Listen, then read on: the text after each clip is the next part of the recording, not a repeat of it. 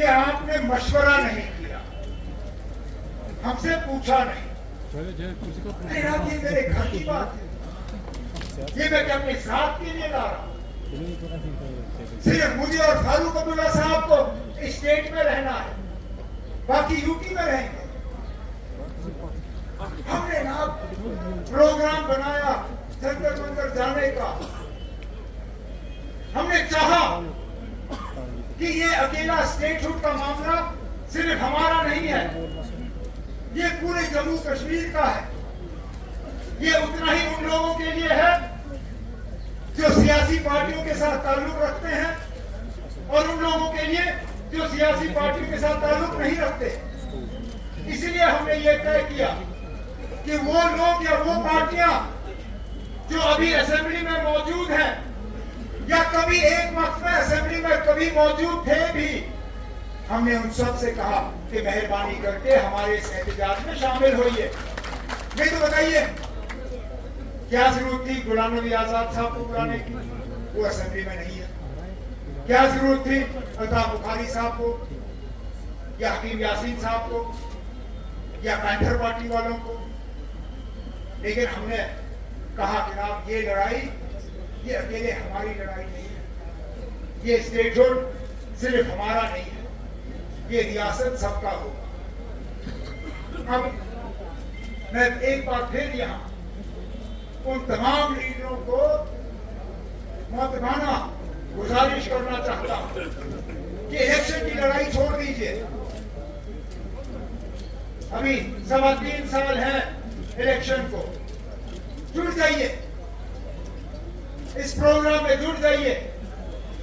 आप लद्दाख की बात करते हो, लद्दाख की सबसे बड़ी खासियत ये रही कि करगिल, लद्दाख, बौद्ध, मुसलमान, कांग्रेस, एनसी, बीजेपी सब एक साथ आए वहां कुछ हासिल करने के लिए।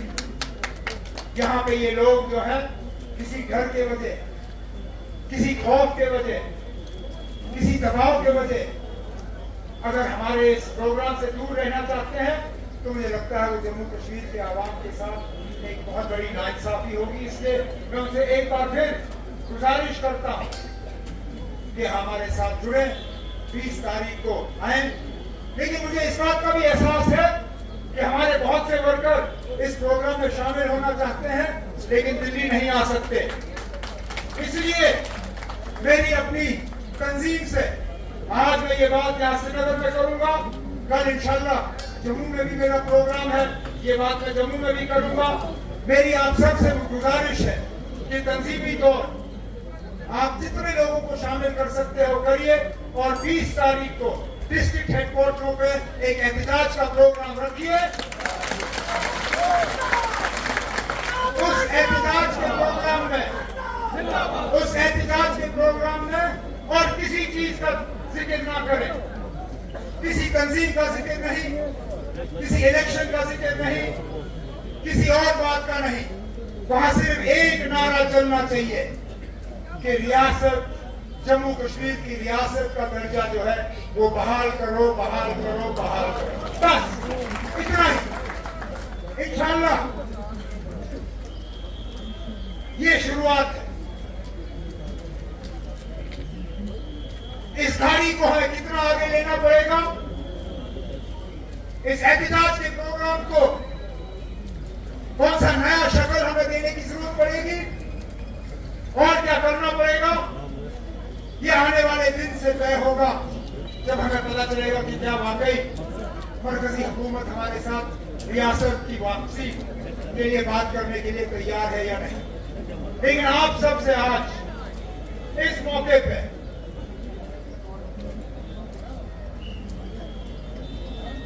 मैं सिर्फ शुक्रिया के 2 अल्फाज, क्योंकि मैं जानता हूं आप लोग दूर दराज इलाकों से सुबह सवेरे मुश्किल से निकले और यहाँ कुछ लोग तो 5:30 बजे के सुबह के यहाँ बैठे हुए हैं।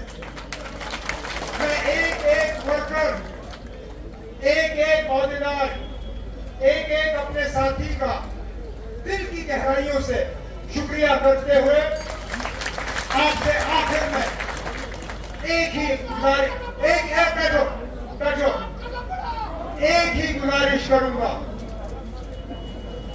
आपने स्टेज पे देखा होगा हमारे एक सीनियर साथी, हमारे साबका और जनरल सेक्रेटरी डॉक्टर मुस्तफा कमाल साहब, वो नाजायज सेहत की वजह से हमारे इस प्रोग्राम में शामिल नहीं हो सके।